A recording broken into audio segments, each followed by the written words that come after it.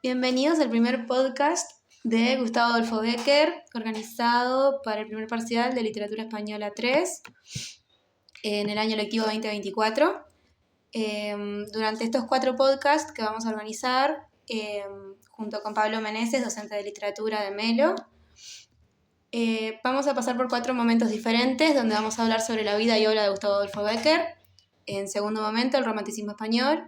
Y el tercer momento, comentarios sobre el Monte de las Ánimas, a modo de análisis, cerrando con un cuarto momento sobre Bécquer y su influencia en la literatura posterior. Damos comienzo al momento 1, enfocado en la vida y obra de Gustavo Adolfo Bécquer. Para comenzar, vamos a comentar un poco sobre los aspectos más relevantes de su vida y cómo estos influyeron en su creación literaria. Empezamos con que Bécquer nació en Sevilla, ¿no? Huérfano de padre y madre. De familia de origen alemana, por parte materna, de comerciantes bastante acaudalados del siglo XVI, pero que ya ha llegado el XIX, donde nace Gustavo Adolfo, entre 8 hermanos,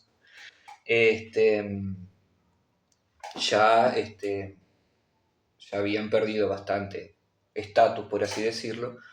Su padre era pintor, bien, y hay una serie de anécdotas y registros de que cuando Bécquer tenía unos 6, 7 años, en los libros de contaduría del padre hay dibujitos de niños llorando sobre tumbas.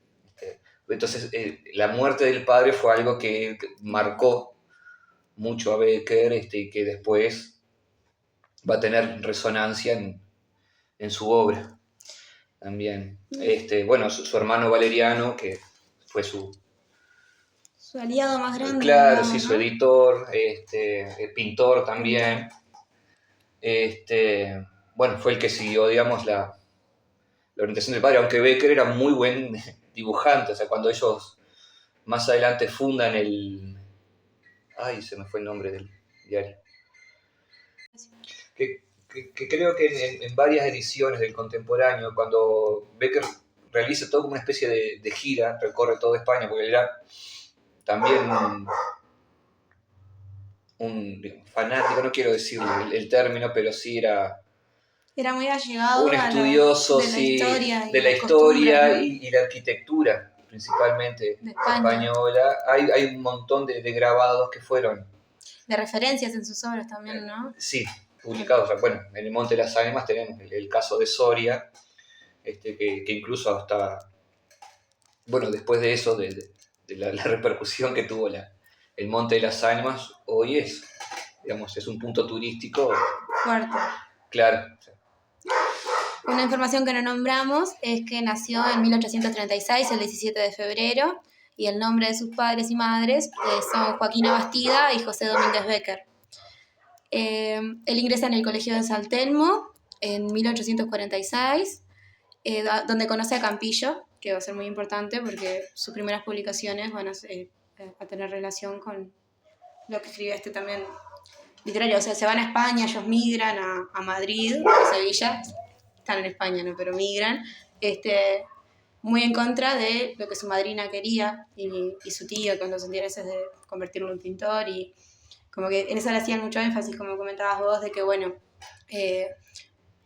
vas a ser un gran pintor pero un mediocre literario. Uh-huh. Y después Bécquer como que revierte toda la situación, insiste en la literatura y le termina yendo. Sí, claro, se desenvolvió mucho tiempo como periodista. Pero eso por las situaciones económicas, claro, ¿no? Era como una manera de paliar incluso ya, por más que voy a ir y venir, ¿no? Sí, pero en sus últimos años, cuando está enfermo realmente, aún así no había adquirido, digamos, nunca el reconocimiento. Un reconocimiento como después de muerto. O sea, si no fuera por los amigos de Bécquer que consiguieron, digamos, la autorización para publicar su obra, a posteriori, después de claro, no se sabría nada de él. Es más, encima tuvo el contratiempo de cuando fue a publicar el libro de los Gorriones, se quemó y tuvo que reconstruir todo de memoria y bueno, son las rimas que nos que llegaron a tenemos nosotros. hoy en día. Sí, Sí, esas rimas son inspiradas del amor que él tuvo con Julia Spee, ¿no? Ujú. Ellos se conocen entre 1858 y 59, y es como el gran primer amor de Becker, Ujú. aunque frustrado porque se terminan dejando, y él después conoce a su esposa con la que tiene 3 hijos. Sí, con la historia de Julia Spines es bastante interesante porque ella lo deja para seguir con su carrera de cantante de ópera. Termina casada con, creo que, el ministro de Hacienda. O sea, una familia muy acomodada. Su padre era director del coro real. Entonces, claro, ella de alguna manera despreciaba la condición humilde de Becker. Lo llamaba sucio, o sea, de sangre sucia. Entonces, como que siempre hubo ese prejuicio. E incluso también como que es un poco el reflejo de lo que era la situación sociopolítica de España. El contexto histórico. Claro, después de la muerte de Fernando VII, un absolutista Total. terrible, claro, que por ese reinado tan severo, tan persecutorio, o sea, hizo que muchos de la juventud española se fueran a Francia. Y por eso incluso eso se presenta ese conflicto en el Monte de las Ánimas. Beatriz, proveniente de la corte francesa, o sea, de ahí vienen los primeros románticos afrancesados, o sea, en España muy nacionalista, muy conservador, o sea, después de haber, digamos, repelido la invasión napoleónica, o sea, como que había una pica. Claro, entonces, después que muere Fernando VII, que además desestimó la constitución republicana, empiezan a volver y se empieza a dar como ese conflicto entre liberales y conservadores, ganan los conservadores, se instala una república, pero siempre como que hubo ese recelo. Y la época de bonanza artística y económica de Becker es cuando reina la hija de Fernando, que es Isabel II, que ahí es cuando pueden, digamos, sacar la cabeza del agua con el contemporáneo, cuando de alguna manera la pareja. Apacigua un poco, claro. Bien. Bueno, Becker enferma, lucha con una enfermedad durante toda su vida, lo cual, esa condición de debilidad lo va a delimitar mucho en su creación literaria también, ¿no? Porque va a tener que irse al monasterio, cuando ya está en sus últimos años. Allá va a publicar las cartas.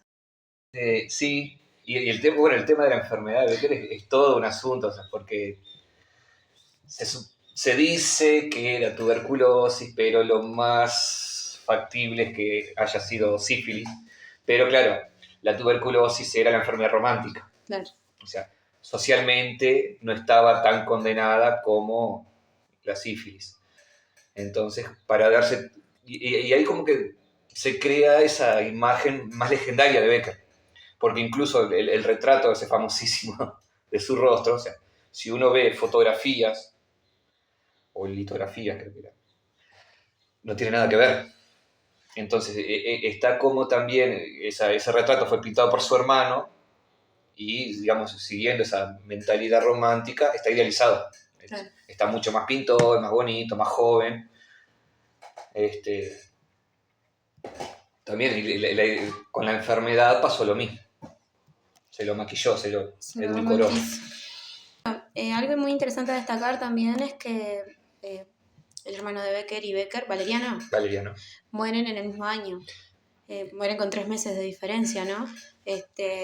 Bueno, Becker como va a empeorar un montonazo por la pérdida de su hermano, que es como el ancla que él tenía a la realidad, digamos. Porque aparte, en pila de publicaciones en los periódicos y en las revistas literarias, la mayoría de las ilustraciones que hay son exclusivamente de Valeriano. Ujú. Él hacía reseñas de las pinturas de Valeriano, entonces era como siempre un vaivén en su carrera Sí. artística. Es como similar a Dostoyevsky con su hermano Mijail.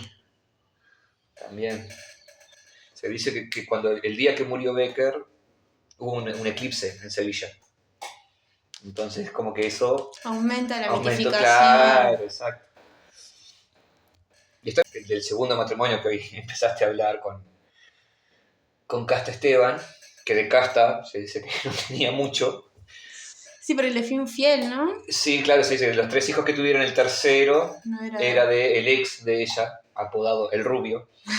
Y que se comenta que cuando se peleaban o se separaban, ella Sí, se volaba con él y Becker quedaba con los hijos. Algo que era, digamos, rarísimo y muy adelantado para el siglo XIX.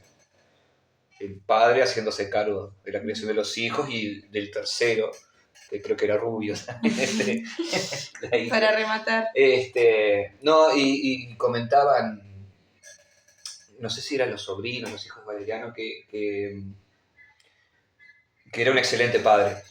O sea, muy cariñoso, muy abierto, muy risueño, o sea, en contraposición a toda esa imagen del romántico melancólico, bajoneado. Es que eso es algo a destacar de todas las bibliografías o cronologías de la vida de Becker, que siempre es como la tristeza, muy marcada la tristeza en su vida y como que se lo pinta desde ese punto, claro, romántico, ¿no? Claro. De que nunca disfrutó nada, de que nunca le pasó, de que nunca tuvo nada bueno en su Como vida. una cosa es el artista y otra es la persona. Hay también dibujitos que le hacía a los hijos y sobrinos, pero todo siempre con ese tinte romántico, tipo, esqueletos de caballos con esqueletitos de humanos arriba. Obviamente a modo capaz de chiste o de diversión para los niños, pero sí, como que... Y claro, y Casta Esteban era la hija del médico de él, ahí que se conocieron.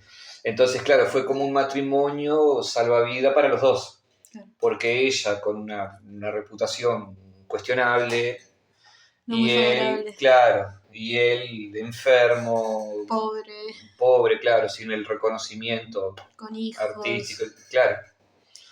Entonces fue una... Claro, el tipo murió con 36 años. Sí, re joven. Bien, fallece en el 70. Uh-huh. Y bueno, como ya comentamos, queda enterrado con Valeriano, fallecen con 3 meses de diferencia.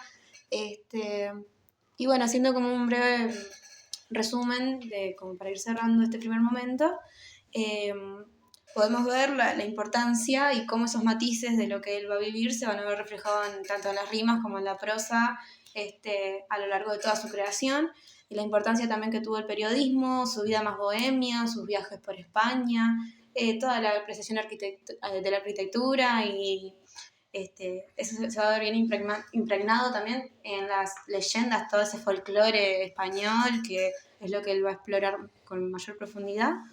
Y vamos a seguir hablando del contexto histórico ahora en el segundo momento.